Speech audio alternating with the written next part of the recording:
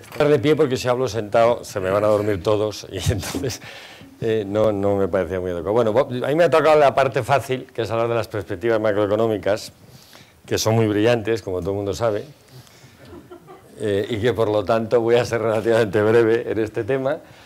Son 3 o 4 ideas principales, ¿no?, que quería compartir con ustedes. En primer lugar, hablar de lo que es el escenario mundial muy brevemente, porque en la economía española hay que poner el contexto de lo que está pasando en el mundo. El escenario mundial es lo que llama el Fondo Monetario suave recuperación, que cuando luego vemos los números, que luego tendremos que analizar, vemos que es una recuperación de aquella manera que se decía cuando yo era joven, ¿no? Es una recuperación por llamarle algo, realmente es un estancamiento en un crecimiento muy por debajo de la media, muy por debajo de los últimos años, y que significa alargamiento de una situación, en el mejor de los casos, de transición hacia un entorno económico distinto. Pero vamos a hablar un poco de ese escenario de recuperación en un contexto internacional dominado por 2 grandes incertidumbres. Obviamente, una es el famoso fiscal cliff, qué va a pasar con el déficit público americano, en qué implicaciones va a tener eso en la posible recuperación o no del empleo y del crecimiento económico en Estados Unidos, y el segundo, que nos afecta más directamente, a la unión bancaria, ¿no? La propia sostenibilidad, perdón, la unión bancaria, la sostenibilidad de la Unión Monetaria Europea, que tiene que ver, como luego diré, con la unión bancaria, ya anticipo algunas de las conclusiones, ¿no?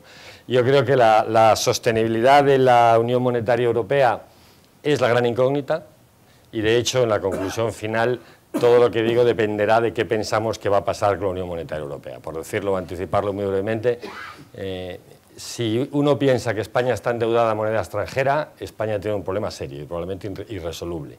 Si uno piensa que España está endeudada en moneda local y que por lo tanto el euro es y seguirá siendo la moneda local, España tiene un pequeño problema de liquidez que requiere ajustes, que no son marginales, no son solo marginales, no son baladís, pero que se pueden hacer sin grandes revoluciones, digamos, ¿no? Y ese es una parte muy importante. Y luego hay un tercer escenario de riesgo que está apareciendo últimamente, que califico como de interrogante geopolítico de última hora, que es este término que está de moda, que es la guerra de divisas, ¿no? Yo creo que esto de la guerra de divisas es un gran éxito comercial, pero no tiene ningún resultado en la práctica, en mi opinión.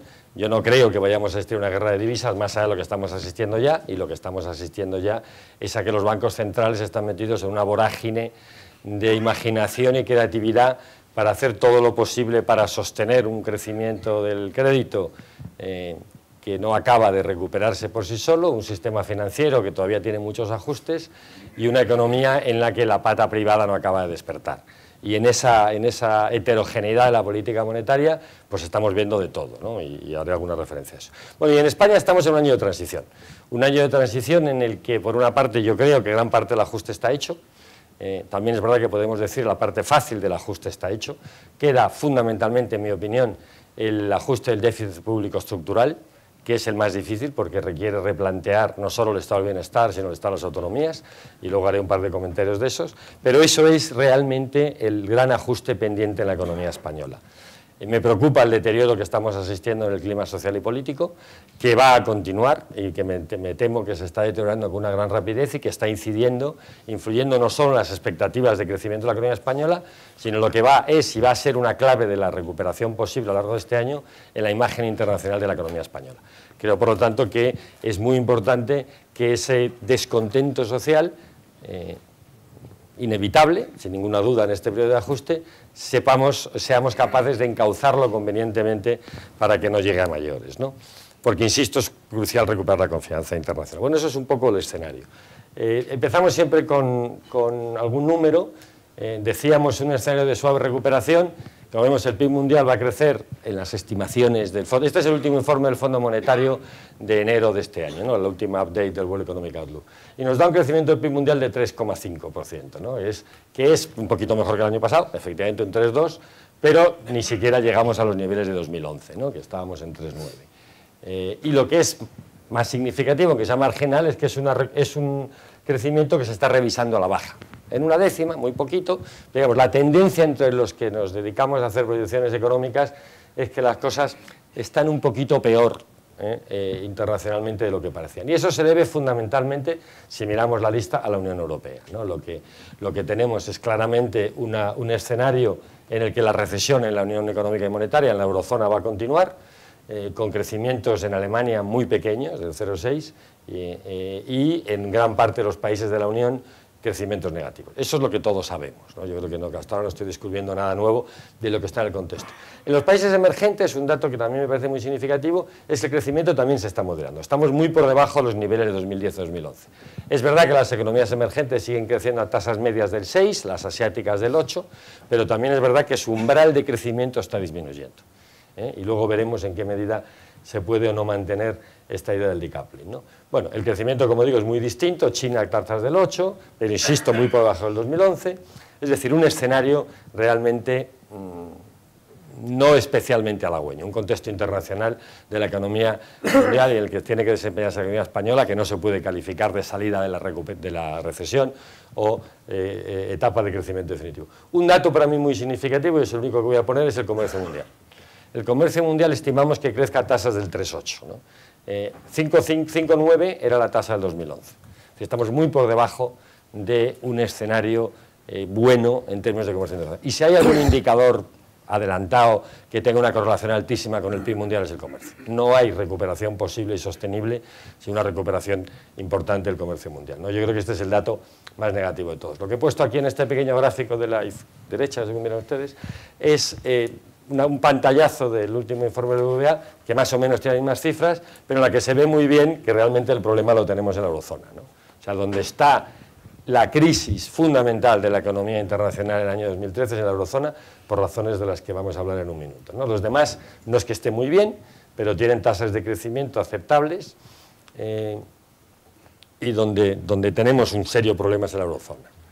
Bueno, otra manera de ver el problema de la eurozona son los datos del PIB de crecimiento del último trimestre de este año, del año pasado, 2012, por lo tanto, al cierre de 2012, he puesto las tasas intertrimestrales, interanuales, da igual. Lo significativo es esta última columna, cuarto trimestre del año pasado, prácticamente toda la eurozona en tasas negativas, con Alemania creciendo o decreciendo al 0,6, Francia con tasas también negativas del 0,3, es decir, la crisis de la eurozona está afectando fundamentalmente ya también al núcleo duro, a las economías llamadas core, ¿no? Lo cual era lógico, era de esperar. Al final sus exportaciones se están resistiendo y también los problemas financieros heredados se están resistiendo. Bueno, es un mundo dual con tasas de crecimiento. Esto es un gráfico habitual, el crecimiento, el gráfico naranjita son las economías emergentes y el azul las economías maduras, que es básicamente OCDE, una interpretación que hace el Institute of International Finance de lo que son los países avanzados. Pero bueno, lo significativo de este gráfico para mí son una cosa obvia, estamos en un mundo dual, los países emergentes siguen creciendo por encima, pero es un mundo mucho más sincronizado de lo que nos gustaría ver.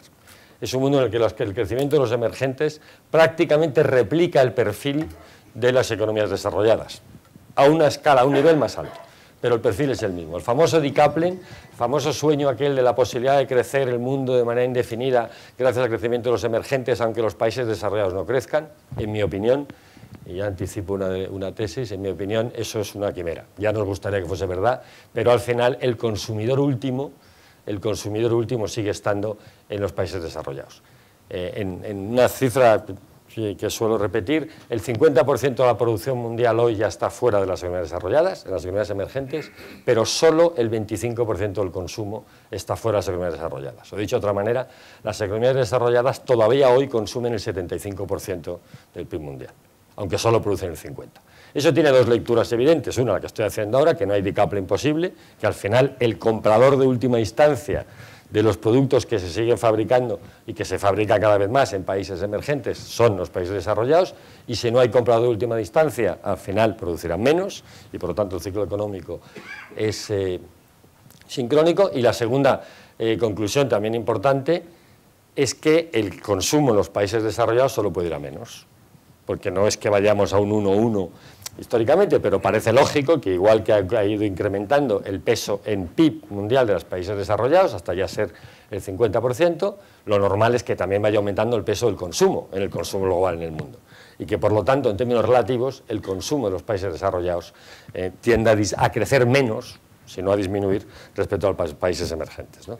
Y eso tiene bastante que ver con dónde está el consumidor del futuro, etc. Bueno, quería detenerme un breve momento en el dilema de la política monetaria, ¿no? Porque hay una gran discusión sobre el papel de los bancos centrales, los tipos de interés, en qué medida son o no un obstáculo para la recuperación. Hombre, yo creo que si somos un poco justos o honestos intelectualmente, no deberíamos de culpar a los bancos centrales de la recuperación económica, teniendo en cuenta que prácticamente los tipos de interés de política monetaria están a cero, o muy cerca de cero. Incluso en las economías emergentes también ha habido una reducción significativa de los tipos de interés ante la desaceleración en esos países. Son muchos los bancos centrales de países emergentes que han reducido tipos para lanzar el crecimiento. El problema es más serio. El problema no es que la política monetaria sea especialmente estricta, el problema es que no funciona. Y no funciona porque lo que no funciona es el multiplicador monetario, lo que no funciona es el crecimiento del crédito. Aquí he puesto dos indicadores de eso que no funciona. El primero es el crecimiento del crédito al sector privado no financiero, aquí solo para los países desarrollados, y vemos no solo que los niveles son mucho más bajos comparados con el boom, obviamente, ¿no?, sino también que incluso en la zona euro y en el Reino Unido, que le damos mucha importancia, sigue siendo negativo. El crecimiento del crédito al sector privado es negativo en todo menos Estados Unidos del mundo desarrollado. A pesar, insisto, de que la política monetaria puede ser muy poco más expansiva. Y no solo el crecimiento del crédito está disminuyendo, sino que los precios están aumentando significativamente. Este es un escenario en el que nos vamos a seguir enfrentando en el año 2013. Menos crédito para el sector privado no financiero y crédito más caro. No solo en España, y he puesto deliberadamente este gráfico antes de entrar en España, porque culpamos a la crisis bancaria española, al Memorandum of Understanding, el programa de recapitalización, a los problemas de la banca española, todos ellos son verdad, y ya luego hablarán a quien le toque del tema, pero esa no es solo la causa última del desapalancamiento financiero o de la restricción de crédito a la que se enfrenta el sector privado de la economía española. Es una constante en el mundo desarrollado que se deriva precisamente de la naturaleza de la crisis. Una crisis producto de excesos financieros, de exceso del crédito, tiene que tener como resultado necesario un periodo bajo de contracción del crédito. Bueno, volveré sobre esto. Quería hacer un apunte sobre el déficit, el famoso fiscal cliff americano. Perdonad que la transparencia hasta está en inglés, es una fotocopia directa, un corta y pega de un informe del Deutsche Bank, que aparece aquí. Y lo que quería señalar con esto, las distintas hipótesis de en qué puede acabar este lío fiscal americano. Bueno, ahí hay toda una serie de medidas posibles: reducción en el coste de defensa, eliminación de los gastos no de defensa y los gastos sanitarios, extender las famosas deducciones fiscales, etcétera, etcétera. Bueno, la conclusión importante para mí de este gráfico es que el crecimiento de la economía americana tiene un riesgo, según los distintos escenarios. Aquí se contemplan 3 escenarios de equilibrio posible. Según lo que pasa en la discusión, la economía americana puede crecer o decrecer entre 2 y 3 puntos más del escenario base. Recordemos que el escenario base es este que teníamos aquí. Perdón que me estoy yendo para adelante. El escenario base era un crecimiento en Estados Unidos del 1,4, ¿no? Del 2, perdón. Del 2. Luego podemos hacer el supuesto de que si todo sale... Esto lo llevo fatal hoy, perdona que llevo fatal Podría llegar a crecer la economía americana un 4%. Y podría crecer el empleo en 2,5 millones de personas adicionales a Estados Unidos si el equilibrio fiscal americano se resuelve favorablemente. La probabilidad de que eso se suceda, la dejo a ustedes. Yo soy bastante pesimista respecto a una solución definitiva del ajuste fiscal pendiente en la economía americana. Creo que lo que vamos a ver es un ejercicio continuo de patada a seguir, ¿no? Evitaremos la explosión, evitaremos una contracción fiscal que haga que el déficit que el crecimiento del PIB caiga a cero, pero me parece muy difícil ver una solución, entre comillas, maravillosa que devuelva la estabilidad y la credibilidad a medio plazo a las cuentas públicas sin producir una cierta desaceleración del crecimiento. No lo veo políticamente posible, dado el contexto americano y la polarización que también vemos en la política americana, y no lo veo tampoco económicamente posible, porque al final estamos un poco en el viejo truco, ¿no? El viejo truco que yo repito siempre de: créame usted que mañana voy a hacer lo que hoy no puedo hacer. Y este juego lo hemos hecho ya muchos años. Este juego de decir, tenemos un problema fiscal en todos los países desarrollados. En todos los países desarrollados tenemos un reto de deuda pública sobre PIB de media superior al 90%. Y hemos estado financiando esa deuda con ahorro de los demás. Y venimos varios años diciendo soy consciente que tengo un problema, lo voy a resolver, pero ahora no toca. Ahora como que tengo que acelerar el crecimiento y tengo que asegurarme de que este año no caiga el PIB demasiado. Entonces déjenme que me endeude un poquito más y ya el año que viene reduzco la deuda. Bueno, yo creo que este juego ya ha pasado demasiadas veces, lo hemos jugado demasiados años y tiene una credibilidad escasa, ¿no? Esto que dicen siempre todos los informes del Fondo Monetario, de la OCDE, hagamos un ajuste fiscal que sea creíble en el largo plazo y expansivo en el corto plazo. Bueno, pues esto no solo sería el premio del Instituto de Analistas Financieros, sino sería el premio Nobel de Economía. Y como los premios Nobel de Economía pues son difíciles de conseguir, no estoy yo muy seguro de que lo vayamos a resolver este año, ¿no? Bueno, el segundo tema de riesgo que ponía era Europa, la Unión Monetaria. Voy a ser muy breve y muy drástico en esto. El euro ha muerto, tal y como lo conocemos. Y la prueba de que ha muerto es que la Unión Monetaria no funciona. No hay financiación interbancaria en Europa, se ha renacionalizado la compra de deuda pública en los distintos países de la euro, no hay ningún tipo de financiación cross-border. Y esto quiere decir que un área monetaria, que se supone que es un sitio en el que uno mueve capital libremente de Galicia a Cataluña, o de Madrid a Sevilla, o de Hamburgo a Madrid, o de Francia, de París a Milán, bueno, pues no pasa. Y entonces, a todos los efectos prácticos, eso se ha muerto. Estamos intentando reconstruirlo. Cuando digo estamos, me refiero al establishment político y económico español. Y es un proceso largo que lleva necesariamente, en mi opinión, a tres cosas, ¿no? Una unión bancaria, una unión fiscal y un cierto tipo de unión política. La unión bancaria también son tres cosas, muy brevemente. Ya hemos avanzado en una, el supervisor financiero único, con todos los problemas y todo tal, pero ya hay más que un proyecto, una directiva que va a entrar en funcionamiento de supervisión bancaria única.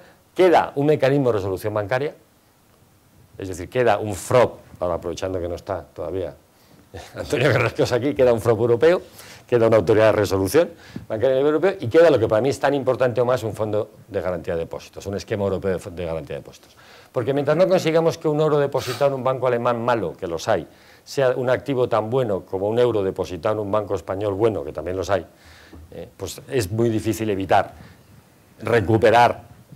la fragmentación financiera en Europa y evitar las potenciales fugas de capital y salidas de depósitos. Y eso requiere, en mi opinión, avanzar decididamente en la unión bancaria. La unión fiscal es la consecuencia obvia de eso. Si vamos a tener un esquema de financiación y de resolución bancaria europea, de alguna manera estamos introduciendo, mutualizando, solidarizando a nivel europeo lo que llamamos los economistas de riesgo cuasi fiscal. Porque en última instancia una crisis bancaria, le cuenten a ustedes lo que le cuenten, una crisis bancaria siempre le cuesta dinero al contribuyente. Y lo demás son películas que nos hacemos de vez en cuando para tranquilizarnos. Pero no hay ningún precedente en la historia de la humanidad que yo conozca que una crisis bancaria de esta magnitud no le haya costado dinero al contribuyente. Si tenemos un mecanismo de resolución bancaria europeo, le va a costar dinero al contribuyente europeo. Y por lo tanto tendremos que tener algún elemento de integración fiscal en Europa. No estoy diciendo que haya que armonizar tipos, no estoy diciendo que haya que poner impuestos europeos nuevos. Lo que creo es que tenemos que tener un mínimo de disciplina fiscal europea con reglas creíbles ex ante y con mecanismos de implementación, de enforcement, que nos garantice una cierta estabilidad. Y todo eso al final es una cesión de soberanía fiscal y monetaria que te lleva a algún tipo de visualización política. Porque es obvio que no parece muy sensato ceder soberanía a una institución opaca y extraña, supranacional e internacional, la Comisión, el Consejo, etcétera, si no tienes una cierta visualización política que lo haga legítimo a los ojos de la población europea. Todo esto es un proceso que va a llevar años, que no vamos a resolver en el 2013. No estoy diciendo lo contrario, no soy ya tan ingenuo a estas alturas como para pensar que vamos a ver la luz en Europa y vamos a acabar con un esquema maravilloso. Lo que creo es que es un camino que sí estamos iniciando y que es necesario para resolver de manera definitiva la crisis europea, ¿no? Porque ¿cómo nos ven los fuera de Europa? ¿Cómo nos ven los desequilibrios internos en Europa? Bueno, pues cuando uno mira lo que dicen de nosotros por fuera, que es un ejercicio que aunque sea bastante deprimente y conviene hacer de vez en cuando, subrayan dos cosas fundamentales, ¿no? que he puesto aquí, dentro del área euro. Las diferencias totales en las condiciones de crédito, y aquí vemos, como en otro un indicador más, vemos el grado de tensiones financieras o dureza financiera, el grado en que el nivel de rigidez de las condiciones financieras en España e Italia comparado con Alemania.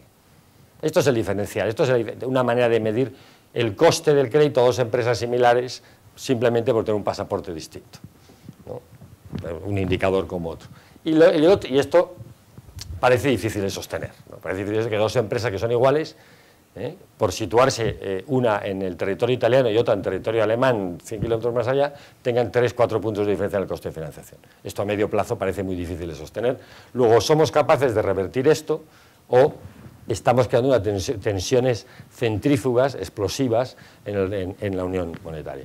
Y lo segundo es el problema del empleo, ¿no? Que miran específicamente el empleo juvenil. Me ha parecido un dato, para luego hablar de España, tremendo, ¿no? O sea, cuando uno compara la tasa de paro juvenil, no solo en España, que ya sabemos del 56%, sino en los famosos HIPs, que son los PICs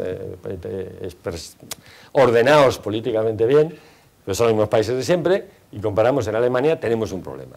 O sea, evidentemente, esto solo se puede solucionar de dos maneras. O creamos empleo, o el 50% de los jóvenes españoles emigran. O la Unión Europea desaparece, la Unión Monetaria desaparece. Porque a medio plazo es insostenible tener tasas de paro juvenil del 50% en un país y en otro país del 5%, con libertad de movimiento de personas. ¿Vale? Bueno. Decía que era optimista porque creo que desde hace un año, y sobre todo desde el verano, han cambiado muchas cosas, ¿no? Grecia ya no es una amenaza. Grecia, que era... Durante mucho tiempo los alemanes coquetearon con la idea de que se le podía expulsar de la Unión Monetaria y no pasaba nada.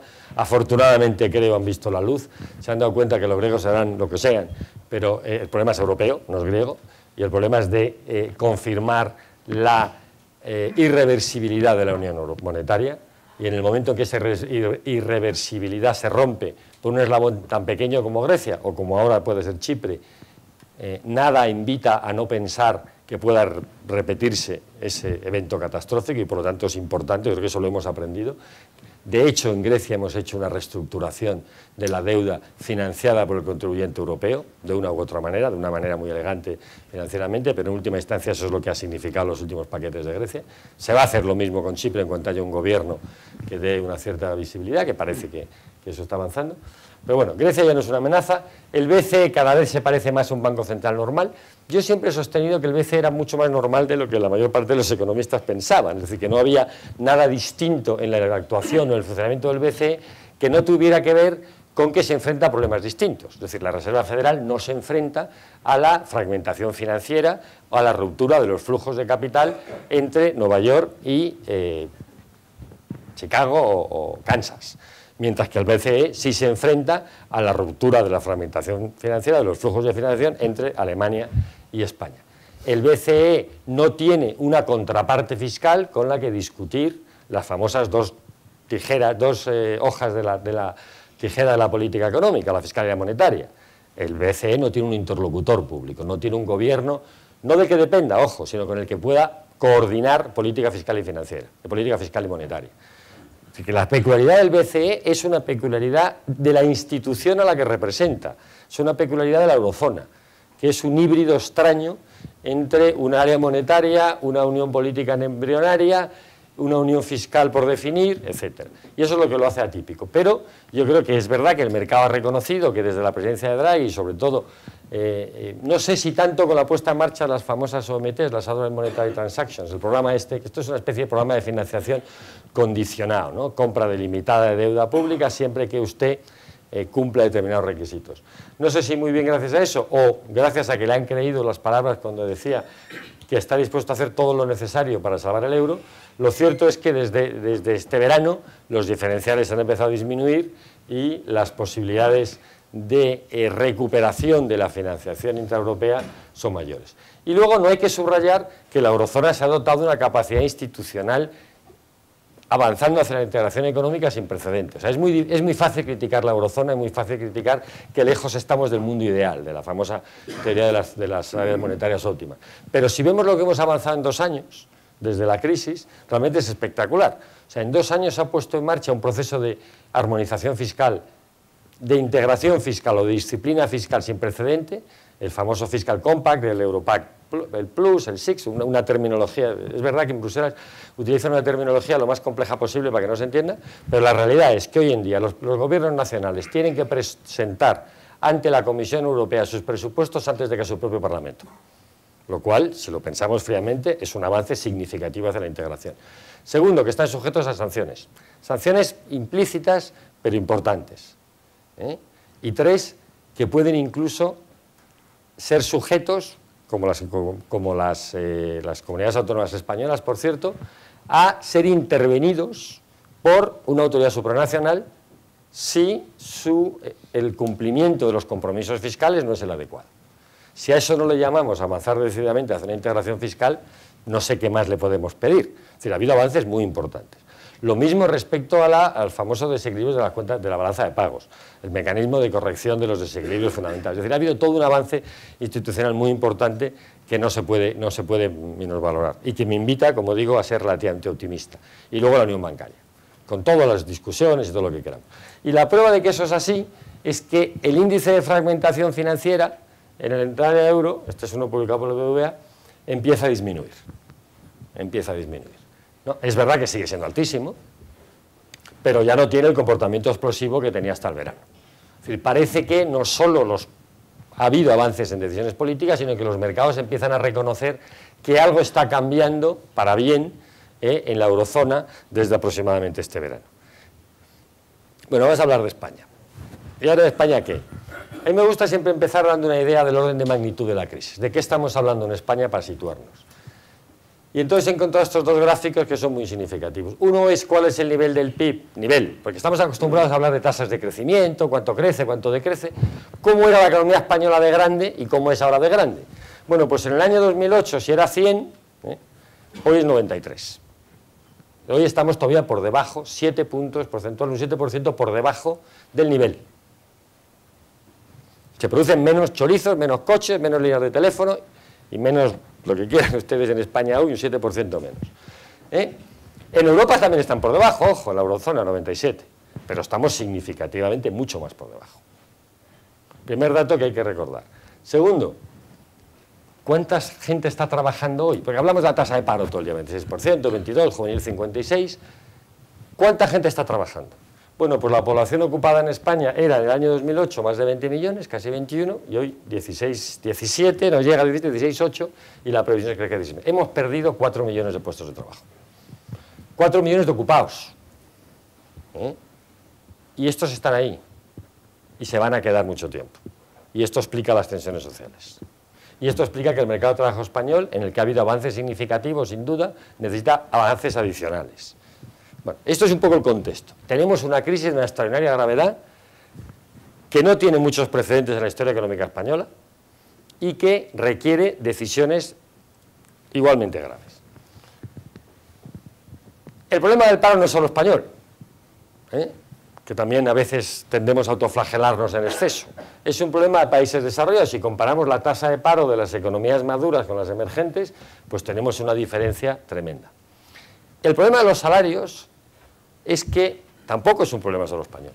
Cuando miramos el crecimiento salarial, la línea esta naranja es Estados Unidos, vemos un crecimiento a la baja de los salarios en Estados Unidos. Es decir, los salarios americanos, con todas sus historias, están ajustando desde hace tiempo, y no solo por la vía de depreciar el dólar, sino por la vía del crecimiento salarial, a la globalización. Los europeos tenemos un comportamiento bastante más errático en ese proceso de ajuste. Y ya Japón es otro mundo, ¿no? Pero fijémonos en Estados Unidos. Hay una tendencia necesaria hacia la contención de los costes salariales como producto de una cosa muy obvia, como producto de que la globalización implica competir con otros países con costes salariales más bajos y que además hemos perdido el liderazgo tecnológico que nos permitía seguir compitiendo con grandes salarios. Y por lo tanto hay una tendencia secular, una tendencia estructural de contención de los costes salariales, a la que España se enfrenta particularmente mal porque tiene unas tasas de partida altísimas. Otro dato que me interesa también resaltar de la situación española, la magnitud de la burbuja inmobiliaria, ¿no? Todos hemos hablado de la burbuja inmobiliaria, todos se nos ha llenado la boca la burbuja inmobiliaria. Datos fríos. La inversión sobre PIB en vivienda en España llegó a ser el 13% del PIB en el año 2006. Si lo comparamos con países de nuestro entorno, que son todos estos más o menos, Alemania, Reino Unido, Italia, Japón, en ninguno de ellos ha superado el 7%. O sea, hemos tenido 2 palmos, 6 puntos del PIB de exceso de inversión inmobiliaria. Es verdad que en la economía española hay razones para pensar que el peso sector inmobiliario siempre va a ser mayor que en otros países. Como en Florida es mayor que en la media de Estados Unidos. España sí va a ser siempre un país, ojalá, Yo siempre, ojalá, estas cosas a veces no suceden como uno quiere, pero tiene características naturales que permiten pensar que va a continuar teniendo un peso el sector inmobiliario, de la inversión residencial a largo plazo, como la Florida de Europa. Pero no podemos pensar nunca que estas tasas serán sostenibles. Y las hemos sostenido desde el año 2001 hasta el año 2009. O sea, todo este espacio entre la media, digamos, de los países de nuestro entorno y la media española es exceso de inversión inmobiliaria que tenemos que deglutir en los próximos años. Bueno, un diagnóstico muy rápido de la situación española, el escenario de contexto, esto para que tengamos ahí lo de hoy. ¿Qué es lo que pensamos los economistas? Bueno, pues yo creo que en general los economistas pensamos que la actividad económica va a seguir en recesión, que el paro va a tardar en descender, que la política económica tiene una restricción fundamental, que es mantener a España en el euro y hacer los deberes necesarios para que eso sea, y que no habrá un nuevo rescate. Hemos estado discutiendo durante mucho tiempo si rescate sí, rescate no, rescatar. Yo creo que hoy en día ya el consenso es que no lo va a haber en condiciones normales. Esto puede cambiar y mañana hay un rescate y entonces ya me callo y tal. Pero bueno, esto es lo que más o menos pensamos los economistas. Pensamos que además hay deberes por hacer. La consolidación fiscal, como decía antes, el saneamiento de reestructuración bancaria, de la que no voy a hablar porque creo que luego hay varias ponencias, pero creo que básicamente está hecha con algunos deberes pendientes, que va a implicar un importante credit crunch, obviamente, pero que ese credit crunch es inevitable, y con una reforma laboral que ha sorprendido positivamente, pero que todavía tiene tareas pendientes, y tareas pendientes que yo simplificaría en dos, porque no voy a hablar mucho de eso. Uno, la desjudicialización, que es una vieja discusión que tenemos el profesor Terido y yo hace muchos años, y él me corrige, él es un poco menos optimista que yo sobre el alcance de la reforma laboral, y la segunda, que me parece muy importante, la reforma del seguro de desempleo. Tenemos un seguro de desempleo que incentiva la permanencia en el empleo hasta que uno no encuentra trabajo, porque el periodo de búsqueda activa de empleo empieza cuando se acaba la prestación a los 2 años, porque no hay una caída importante en la percepción del seguro de desempleo con el tiempo de permanencia. Bueno, toda una historia que hay que tratar y resolver porque es muy importante. Bueno, como decía, si evaluamos lo que se está pasando, la reforma laboral yo creo que ha sido una sorpresa positiva, con ciertos reparos. Creo que es muy importante tratar la reforma del subsidio de desempleo, por lo que digo, porque tiene que incentivar la búsqueda y porque fundamentalmente la reforma del subsidio de desempleo tiene que conseguir que los desocupados se den cuenta de que su salario de reserva, su expectativa salarial está muy por encima de su salario de mercado. Y esto que es muy duro, muy fácil de decir aquí, pero muy duro de decir en la calle, menos con eso más manifestante, es lo que la economía española se tiene que dar cuenta. Un país que tiene 6 millones de parados, más o menos, es un país que no es capaz, a los salarios vigentes, de dar empleo a su población. Y que no lo va a ser en los próximos 2 o 3 años, de ninguna manera. Y por lo tanto solo tiene 2 mecanismos de ajuste. O emigran, como ha emigrado, como ha sido el mecanismo de ajuste tradicional de la economía española, en cifras significativas una parte importante de la población, y no lo que estamos viendo ahora, que tiene mucha noticia en el periódico, etcétera. Estoy hablando de emigrar millones de personas, no miles de personas. O nos damos cuenta que hay un desajuste fundamental entre oferta y demanda y que el salario esperado, el salario de reserva, aquel al que espera colocarse la gente y aquel al que su productividad en las condiciones españolas le permitiría ser empleado, tiene un gap, una brecha que culturalmente hay que resolver. Y esto es un problema de cambio cultural. Para mí la gran reforma laboral pendiente es un cambio cultural, es darnos cuenta de que los salarios que la gente espera cobrar no los va a cobrar. Y comprendo que esto no es un mensaje muy optimista, pero me parece fundamental. O resignarnos a 6 millones de parados indefinidamente en todos los próximos 10 años. A mí me parece que es un drama resignar a 6 millones de parados, pero bueno, la sociedad decidirá lo que quiere hacer. Reforma financiera. Creo que esta vez va en serio. Tenemos todo tipo de protagonistas diciendo que ha cambiado el mapa financiero español de manera significativa. Está y va a suponer una revolución en el sistema financiero español. Voy a ir un poco rápido, hay 3 temas pendientes: la ley de cajas, que está por acabar, de órganos de gobierno, etcétera, la Sareb y la reforma de la supervisión, tan de moda estos días, en un contexto en el que la supervisión, y me hace mucha gracia toda esta pelea sobre el papel de los inspectores del Banco España o no, cuando realmente lo que estamos viendo es que la supervisión se va a ir a Frankfurt. Y por lo tanto lo que tendremos que empezar a pensar es que los supervisores españoles, buenos, malos o regulares, tendrán que estar preparados para irse a Frankfurt. Y cómo canalizamos desde el Banco de España esa transición hacia una supervisión integrada europea. Bueno, del ajuste fiscal sí quería hablar brevemente. porque me parece la madre del cordero. Este es un gráfico tomado de una presentación del ministro de Hacienda, por lo tanto no es sospechoso de no ser cifras oficiales, en el que, hombre, había que haber puesto esto en oscurito, porque es la previsión, ¿no?, para distinguir de los datos de la previsión, pero bueno, ahí vemos un poco dos datos que a mí me llaman. Bueno, vamos a ver, el diagrama de barras es el déficit en términos del PIB. En el 2012 hay una pequeña nota aquí que se ve por ahí, que quiere decir que no incluye los costes one-off de la recapitalización bancaria, por lo tanto estamos hablando de que el déficit va a estar en el entorno del 6,5, cuando realmente estará en el entorno del 7,5, cuando tengamos, o del 8 más bien, si le incluimos los costes de recapitalización, pero me interesa menos que eso, me interesa que comparemos el año 95, o sea, antes de nada, y ahora. Y que nos fijemos en las líneas azules y rojas. La línea azul es básicamente el gasto público, empleos no financieros, y la línea roja son los ingresos públicos. Partíamos de una situación, hace muchos años, cuando muchos no habían nacido, hace 15 años, que teníamos un déficit estructural de 5 puntos. Y llegamos a una situación en la que tenemos un déficit estructural de 5 puntos. En medio hemos tenido superávit, parecía que habíamos resuelto el problema. Básicamente, ¿a qué se debe eso? Se debe a que teníamos una estructura impositiva que está basada, para resumir, tenemos un gasto público que entonces era del 37% y que ahora hemos elevado al 42% del PIB. Este es el estado del bienestar que queremos financiar, en el entorno del 42%, y tenemos una estructura impositiva que solo rinde en el entorno del 42% del PIB en un boom de la construcción. Porque la construcción tiene dos grandes ventajas para cualquier gobierno. Uno, crea empleo, y dos, paga impuestos sin parar. Y por lo tanto nos hemos creído que teníamos unos ingresos recurrentes que podíamos dedicar a gastar en gasto recurrente a construir un estado de bienestar.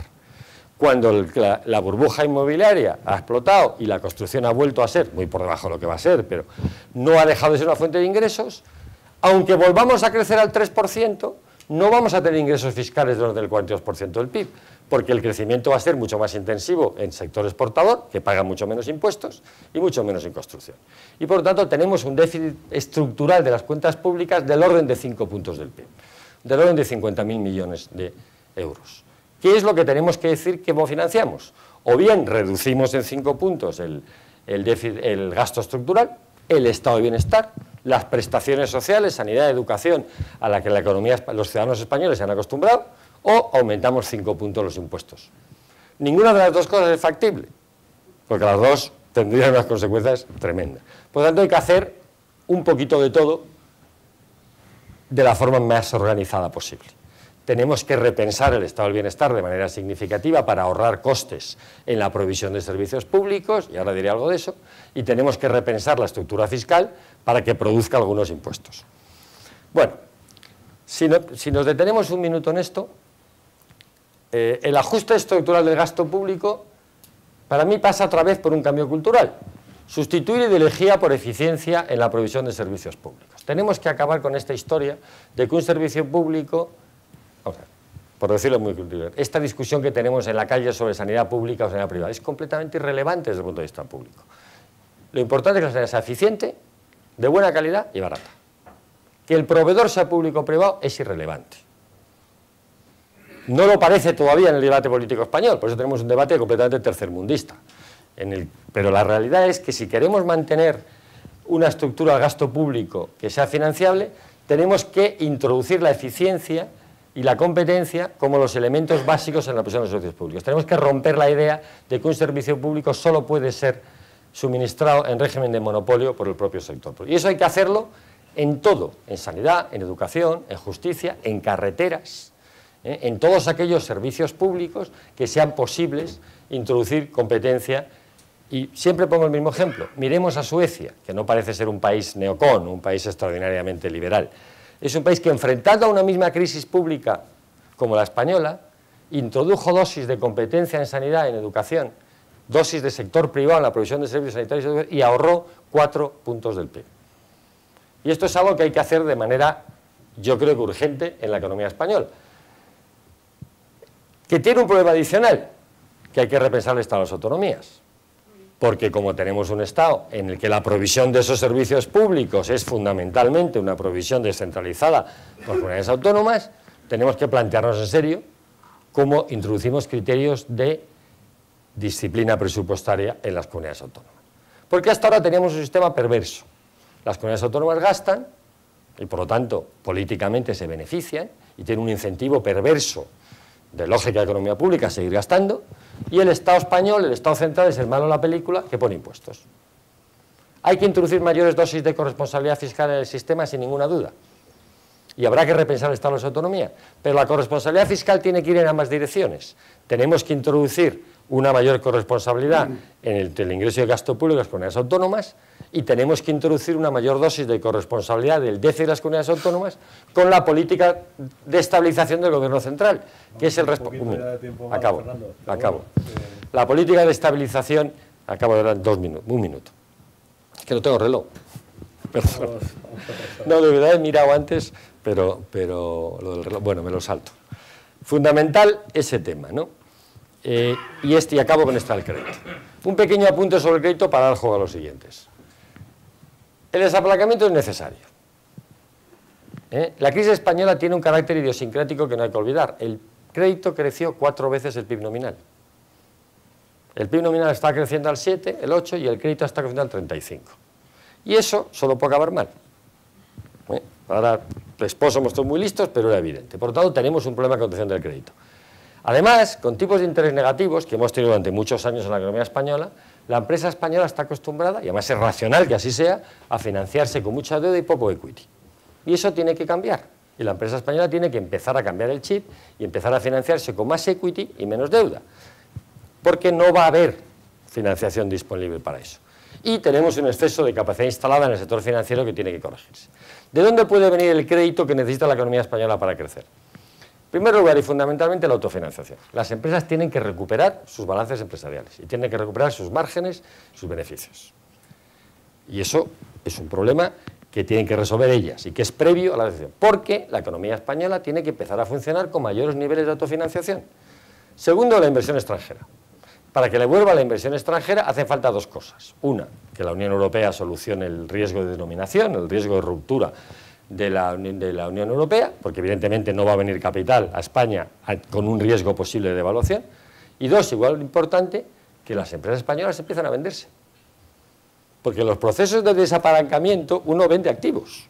Igual que en los procesos de expansión uno compra activos y acumula, y hablábamos de los conquistadores nacionales, los famosos conquistadores españoles de América Latina, lo lógico es que en los procesos de desapalancamiento uno vende activos. Y por lo tanto tendremos que ver un movimiento, porque cuando una empresa española vende en la totalidad o parte de su capital, de la empresa, a un inversor extranjero, ese inversor extranjero además va a aportar inversión, financiación para el crecimiento. Y ese es un proceso que se da en todos los ciclos económicos y que tiene que venir de ahí. Y tercera fuente de crédito, el proceso de desintermediación bancaria tiene que continuar, o tiene que empezar, o tiene que acelerarse, le ponéis el verbo que queráis, pero tiene que producirse. Y ese proceso de desintermediación bancaria ha de venir de alguna manera impulsado, fomentado, protegido, como lo queramos llamar, por el sector público en sus inicios, como ha pasado en todos los países de nuestro entorno, hasta alcanzar niveles de desintermediación bancaria, no digo yo parecidos a los americanos, pero desde luego lejanos de los que tenemos en estos momentos. ¿Existen recuperaciones sin crédito? Sí, muchas.